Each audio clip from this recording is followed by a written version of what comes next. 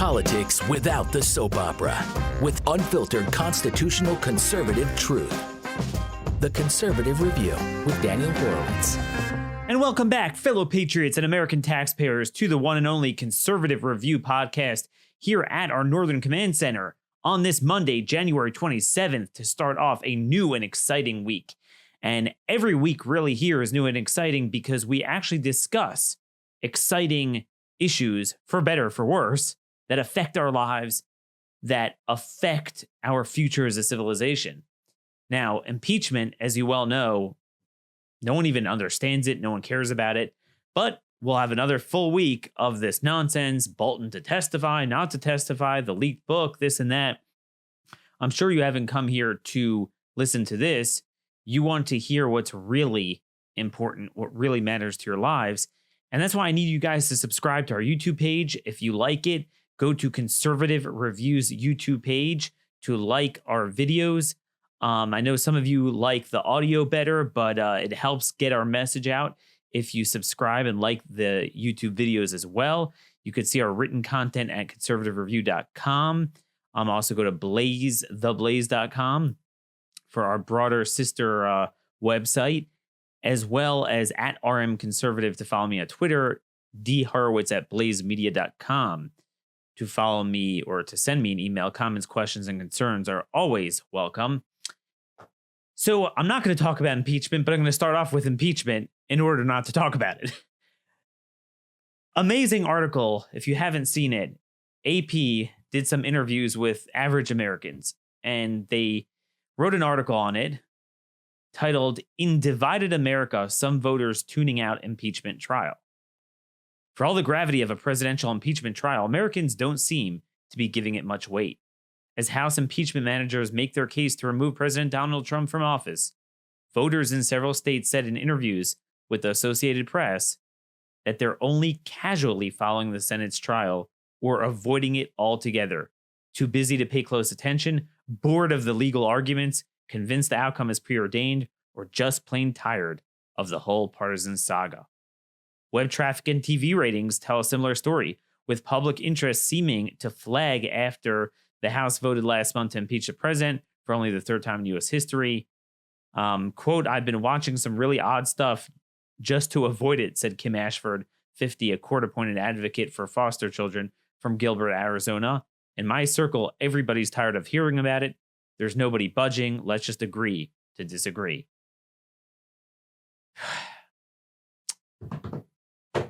Folks, imagine if for the past 3 years, because this has really been going on the entire time. Before impeachment, it was Mueller, which was really the pre-impeachment. Nobody cared either direction. I mean, that's the reality. Nobody cared about what the president did. If they didn't like the president, they didn't like him because of other reasons. And nor did they care that, oh, really, it's the Democrats that are corrupt with the foreign influence. And, you know, they illegally ordered a FISA court order.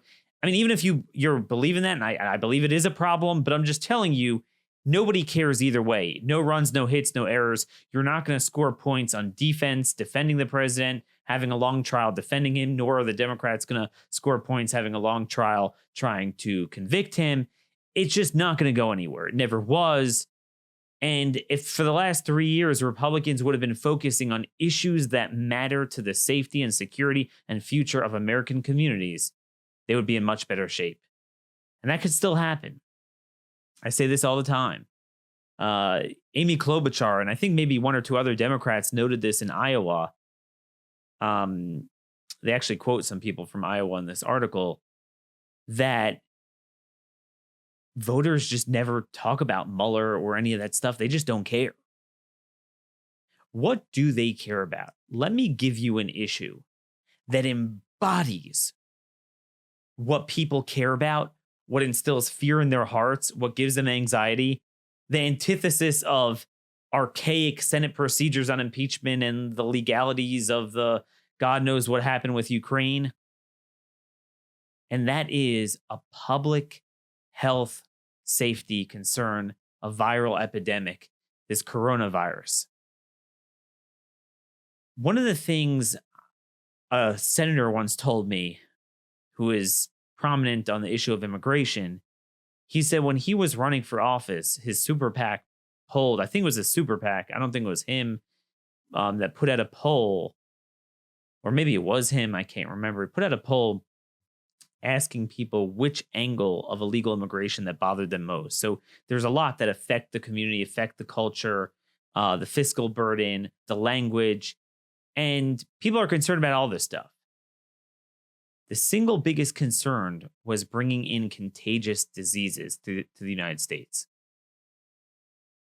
If you want to talk about what gets back to the community and what gets back to the core job of the federal government to protect us, why we have a federal government, you see this from the 1800s already, where we lived in a lot more, I would say, a lot freer society.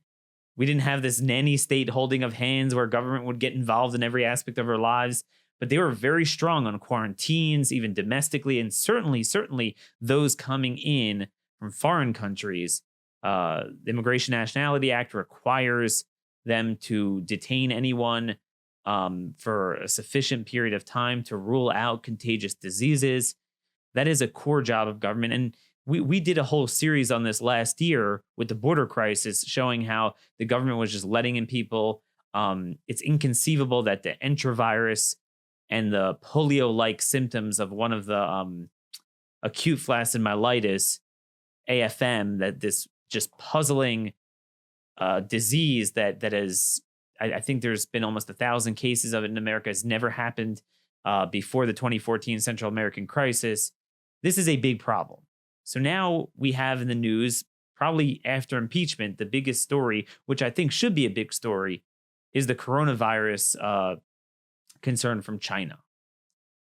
You know, it came from this one province in China, but it's really spread everywhere there now. There's like 8 cases in Hong Kong. From what the Chinese government is letting out, we know that there were 80 fatalities, they claim, and roughly 2,800 confirmed cases. That's their official count. But the scary thing at this point is that, A, we can't trust the Chinese government on anything. I mean, we saw that with the SARS virus, which was it's born out of coronavirus, similar symptoms, similar causes. It was originated, what was it, it was like late 2001. It lasted all the way to 2003. There were about 700-800 deaths overall globally. There were some cases in America, but I don't think anyone died from it, if I remember correctly. It was scary because it happened right after 9/11, and we're all wondering, like, hey, is this biological warfare? But back then, if you remember following it then, the Chinese government lied. They covered it up. They have a history of covering up natural disasters where it's really a lot worse than they say it is. And they, 3 people died in an earthquake, and it turns out, they lost hundreds of thousands of people. So that's the concern there. That's the concern there. But then, and by the way, I would note that there's a lot of viral videos on the internet from Chinese doctors or individuals that boldly went online at the risk of their own lives to kind of say that the Chinese government is lying, that there's more people in the hospitals than they're saying. They're having problems with hospital space in, the source of the epidemic, which is this Wuhan city. So this is likely worse than they're making it out to be. Likely much worse. Now, when you're talking about the coronavirus, here is really the issue we should all be talking about. The very first thing our government should consider, not the last thing, if never, but the first thing, is suspending travel to and from the source areas of the epidemic.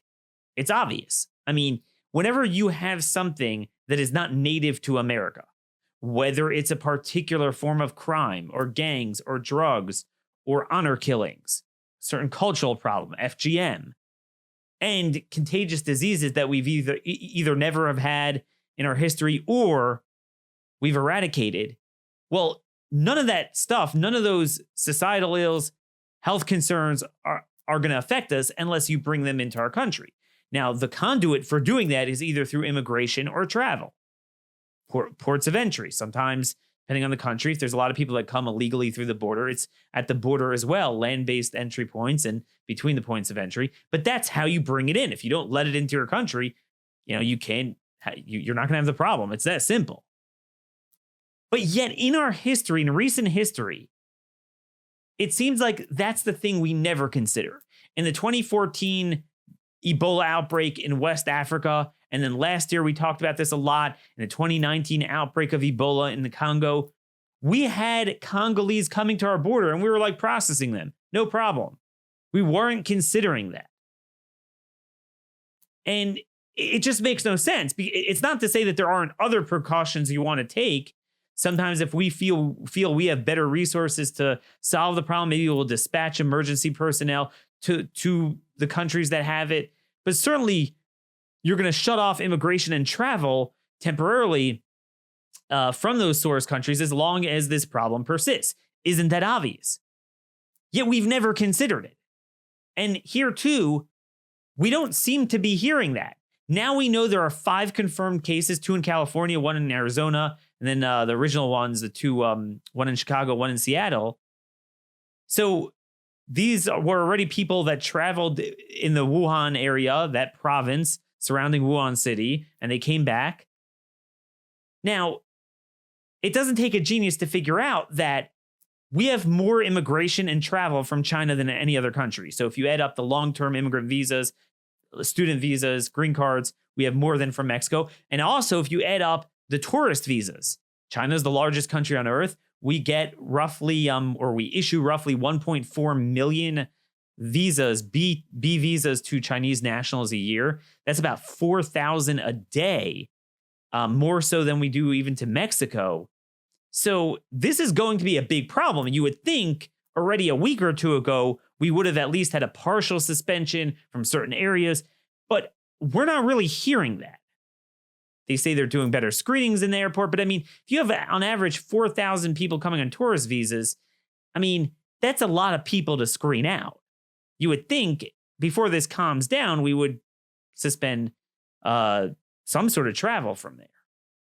But as always, what happens is that these agencies, whether it's in the State Department or DHS or Transportation or HHS, they never want to touch 2 sacred cows: travel and immigration. Oh, the economic concerns. And look, I'm not saying that there aren't economic concerns, that we have a lot of seamless business travel and different things to China and to other countries, but sometimes there are things that are more important to your civilization. We talk about this all the time with certain cultural problems, security problems. It doesn't negate the economics of it. Economically, it's always best to have seamless travel and seamless flow and entry into countries. But I mean, you got to live in the real world, and we have real threats. And one of them is certainly health threats. So why is it that our government doesn't seem, at least publicly, to be contemplating this? So this is a question that appears to be bothering Senator Josh Hawley. Of course, there's only a few that are going to care. My understanding is Senator Tom Cotton as well might have written some sort of a letter, but he wrote a letter to the secretaries of Department of Transportation, DHS, State, and HHS.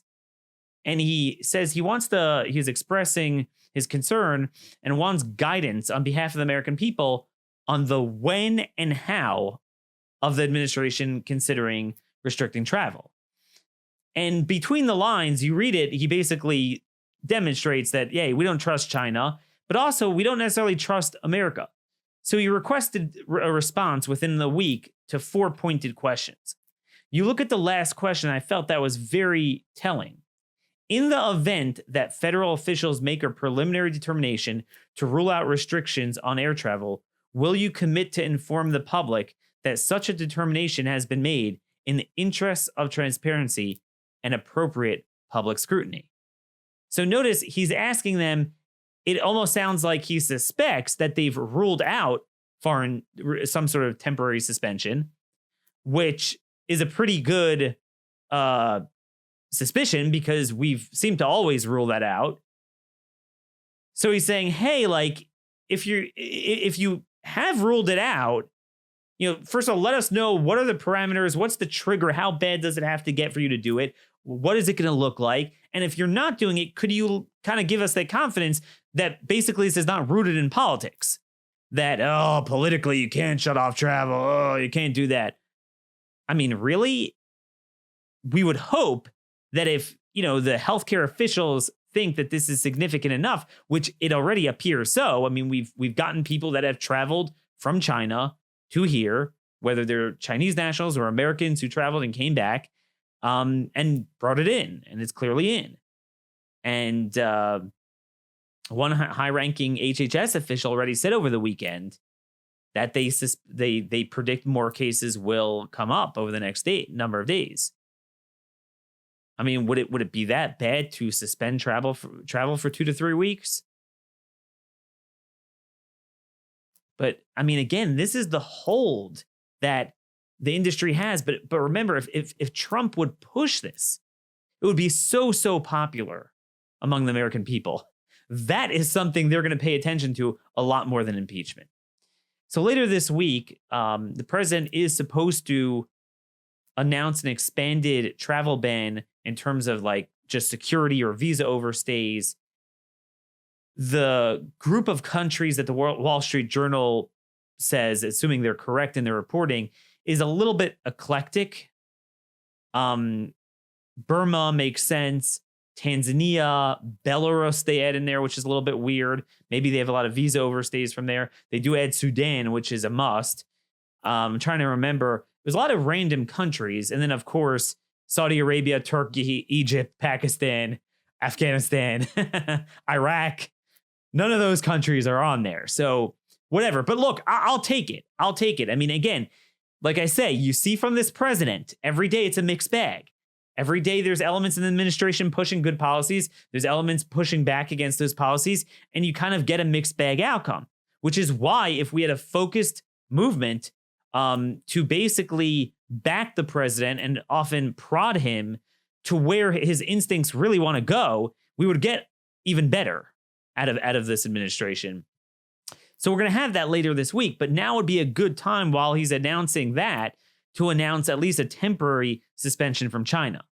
Now, look, my opinion that in the long run, we need to really limit the amount of immigration we have from China and the foreign students we have from China. And we really need an audit of how we're vetting them just because of, forget about the coronavirus, just the espionage and counterintelligence activities we see every day. You had 6 people over the last year or so in South Florida caught spying on the Key West Naval Base.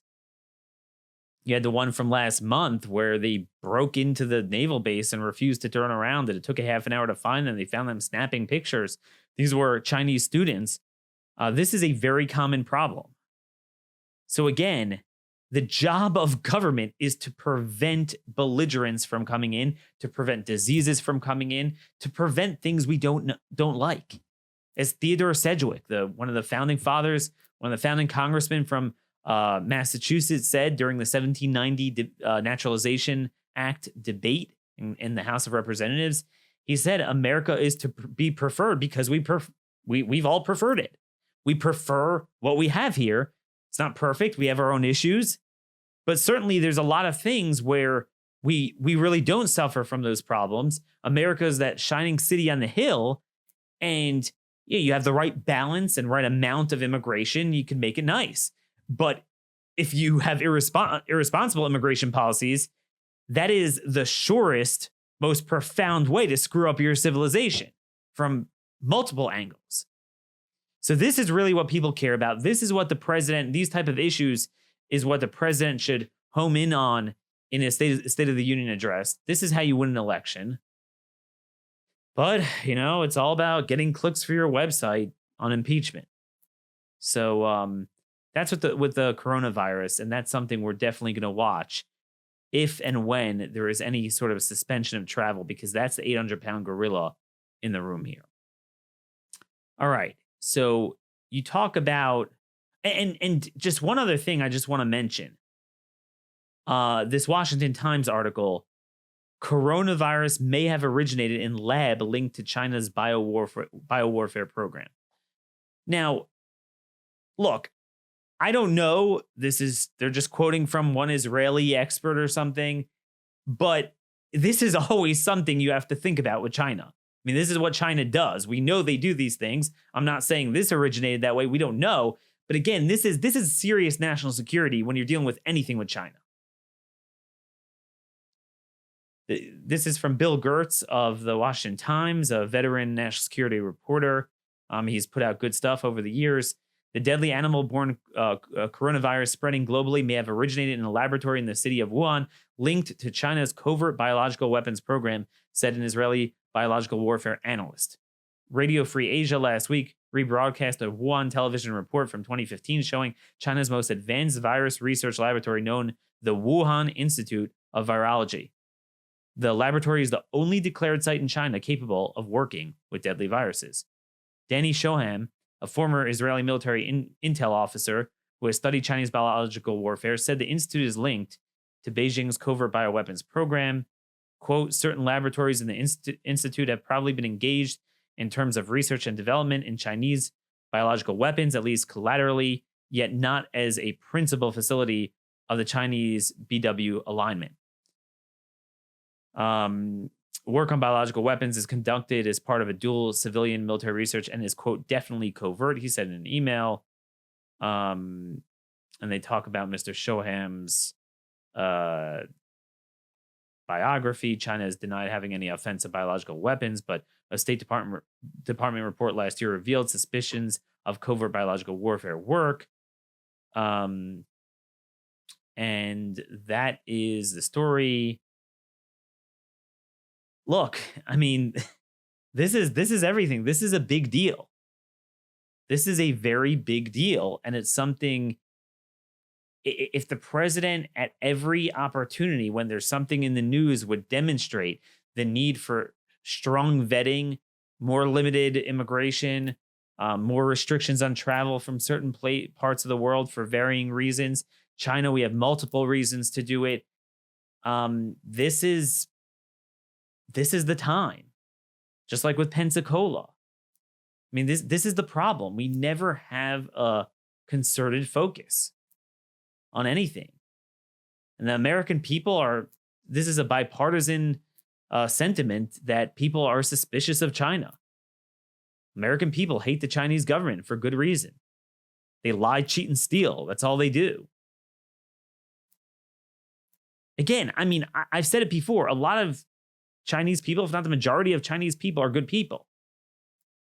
But when you have more travel and more immigration from China than from any other country, when they are the most subversive with asymmetrical warfare, and I'm not saying this particular case is asymmetrical warfare. It could just be a virus that germinated through some stupidity there, and it's going to spread here if we don't block it. But certainly what we do know with the counterintelligence and the spying and the trade secrets they steal, every day there's someone indicted for doing this.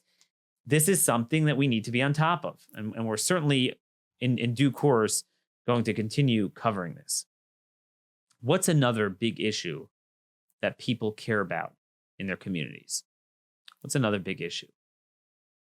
Well, as you well know, it's crime. I would love to see the president at the State of the Union address talk about this concerning trend of losing the decades worth of decline in crime that Ronald Reagan so successfully defeated, or, a lot of it was after he left office, but it was because of the policies he put in place and the ideas that other states have followed, is all being undone today. I want to read to you an amazing article that proves everything I've been saying on this for 5 years right. So the left and then the pseudo right, which is frankly 90% of my colleagues, buy into this crap. The Koch brother nonsense, all the conservative think tanks. I'm pretty much the last man standing who believes in prison anymore. So they had this great narrative. Now, how do you abolish prison? You can't get up before the American people and say, hey, no prison. We're just letting out all the bad guys in the streets, and no one's going to bite. And that includes most Democrat voters. No one wants that. So they had this great narrative. No, look, you don't understand. See, we've incarcerated a bunch of first-time, nonviolent, low-level offenders, low-level drugs, low-level this. Our prisons are just brimming with people that don't need to be there. It costs so much money. It makes them even worse. It's counterintuitive. So they had a great narrative. You just stop doing that and you let them out, and low-level offenders, so you save a bunch of money. You don't expose low-level people to high-level criminals that make them worse. They can get jobs. They're back in society, and crime won't go up, but you'll save a bunch of money. It's a win-win. I mean, who could oppose this? Now, there was one problem. It was such a good lie that it wasn't true. I mean, sometimes you could lie to yourself so much, but it's so not the reality that you're mugged by reality in 3 minutes that that's just not what's happening. Like, you're right if that were true, but it's not. And the reality is, we almost never locked up people for meaningful amounts of time for low-level drugs or low-level anything. The reality is that almost everyone in prison, the prison population of America that's more than Europe and many other countries, is being driven almost exclusively by violent repeat offenders, not first-time low-level offenders. And the reality is, even with that high level of incarceration, we've already gone backwards the last 10 years in the federal system and in almost every state, reducing the prison population. The reality is crime is already going up. The reality is that even with all that incarceration, there are so many repeat violent offenders of the worst that serve very little and are under-sentenced or never sentenced, never out, as we report every day. So, oopsie daisy. How do we promote a jailbreak agenda? So I always love when the official left, not the right-leaning conservative establishment left, talks about this issue, because they're honest. And I've been highlighting these articles as they come up, but they often say, like, hey, dude, if you want to make a dent in that prison population, you're going to have to let out violent criminals, as we're seeing New York and California and other states, even red states, are doing all the time. But at least they admit it. This is Danielle Sered. She wrote an op-ed over the weekend or maybe it was late last week, in the USA Today. She is the executive director of Common Justice, the author of, quote, "Until We Reckon, Violence, Mass Incarceration, and the Road to Repair." So she has the article titled, and I love this, "To End Mass Incarceration, U.S. Needs Alternatives to Prison for Violent Criminals." There we go. Let's the cat out of the bag.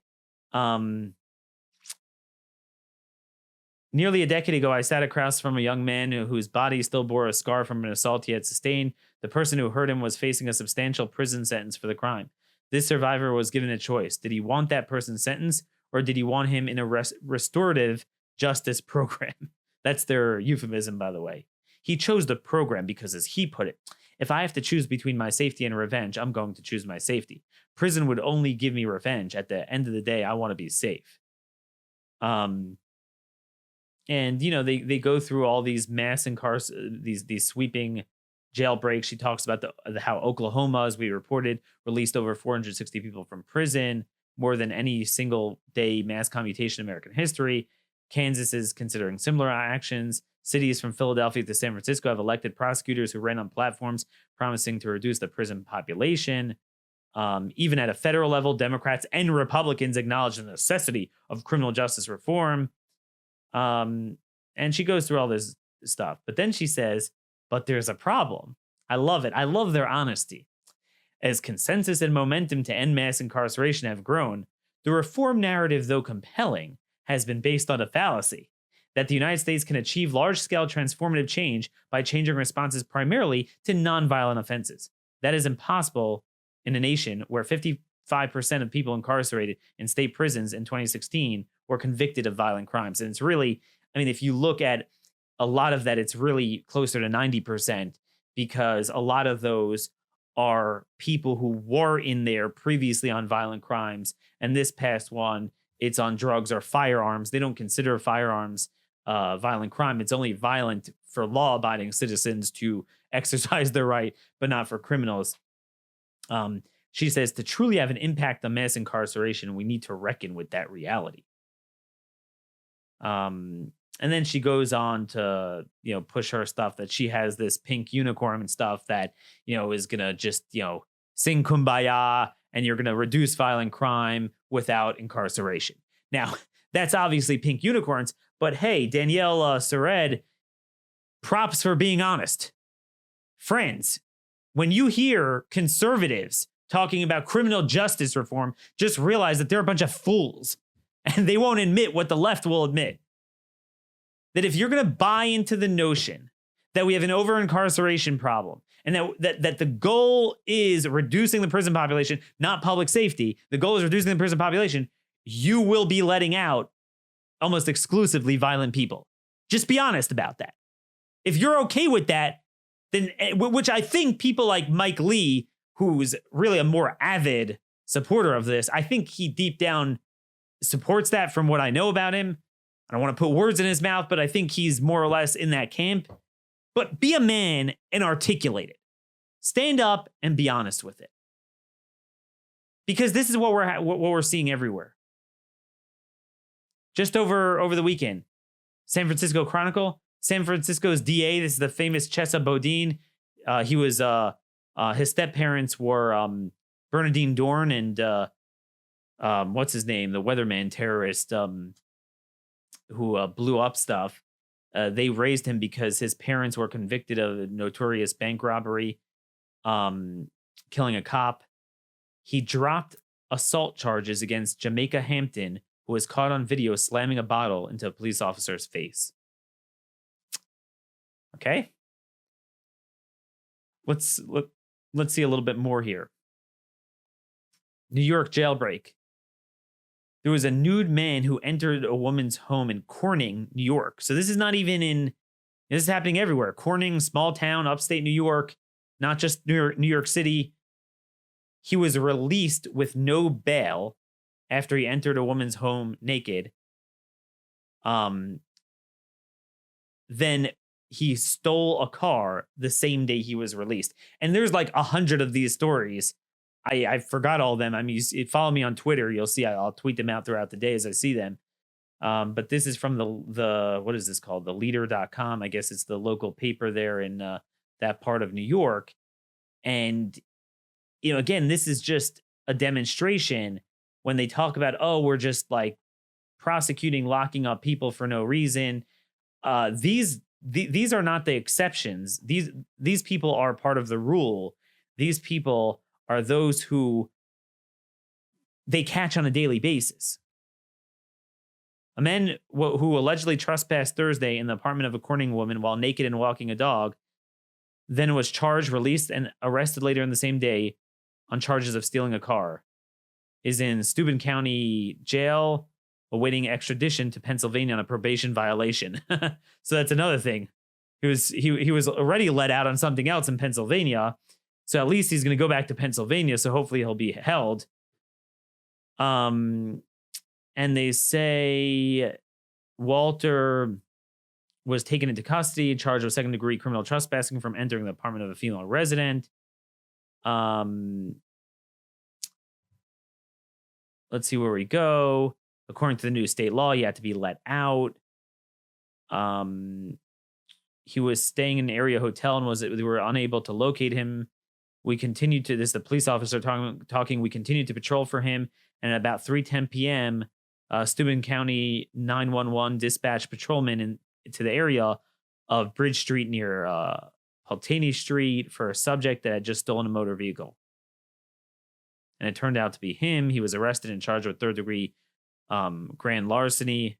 And again, notice third-degree grand larceny. We talked about this before, how sometimes just because of the evidence, because of the circumstances, the most straight up, whether it's larceny, assault, robbery, and then even murder and rape, second and third degree is often what they even start out with, not first degree. So that's a big part of why, to begin with, the whole scope of the sentencing is low. Then you get the early release, you get the jailbreak, and no one serves time anymore. But we have an over-incarceration problem.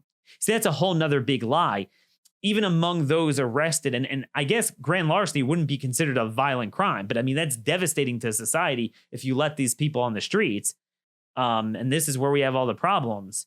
That's not even considered violent. But I'm saying even with the assaults and rapes and robberies, like I said, that guy, the guy that set off the firestorm with ICE fighting against New York City officials, the guy who was an illegal alien from Guyana who was accused of murdering a 92-year-old woman in Queens, New York, and her dead body was found raped and murdered on the streets of Queens. He was only charged with second-degree murder, not first-degree. So again, I mean, this is how even tons of murderers, as I said last week on my show, 40% of murderers serve less than 10 years. And that was as of a while ago. I'm sure if BJS, Bureau of Justice Statistics, did a new study, they would find the numbers are even lower. So this entire jailbreak thing is built on a lie. Trump has an opportunity to pound away on this issue. Pound away on it. This needs to be a big part of his State of the Union address. But this is what it is: safety, security, culture, health concerns. This is what people care about. If we had a party and a movement banging away at this every day instead of their hot take on Bolton's lawyer and, you know, the every aspect of the proceedings, and again, I'm able to be patient and wait this out a week or two or three, however long it lasts. But this is not going to end because it didn't start with this. Every day of this administration was about something similar with Mueller. We never had a sustained conservative movement focusing on any issue. And again, this gets back to Trump, because Trump, you could tell even with this stuff going on, he's trying to do some good things. I mean, he announced last week that good order that is going to go into place where they're finally going to get rid of birth tourism, at least to an extent. And now he's considering expanding the travel ban. Now, there's a lot more we need to talk about the courts, crazy stuff going on in the courts. They're already shutting down the first one, but, you know, he needs to get more aggressive on the courts. But again, you know, I can't blame Trump. It's not like there's a chorus of people like me on Fox News that he actually hears saying, hey, Mr. President, here's what you could do. Here's a winning issue. It's good policy. It's good politics. It'll be good for your reelection. It'll be good for the country. It'll be good messaging. Use your bully pulpit. Use your executive power. Veto this budget bill. Demand this in a budget bill. This is what we do on this program pretty much every day. But I can't do it alone. That's why I need your help to send this and every show to 50 of your friends and relatives. Make sure to subscribe to our YouTube channel, Conservative Review YouTube page, conservativereview.com for our print articles. At RM Conservative on Twitter, and email me comments, questions, and concerns at dhorowitz@blazemedia.com. Till tomorrow, God bless y'all, and thank you for listening.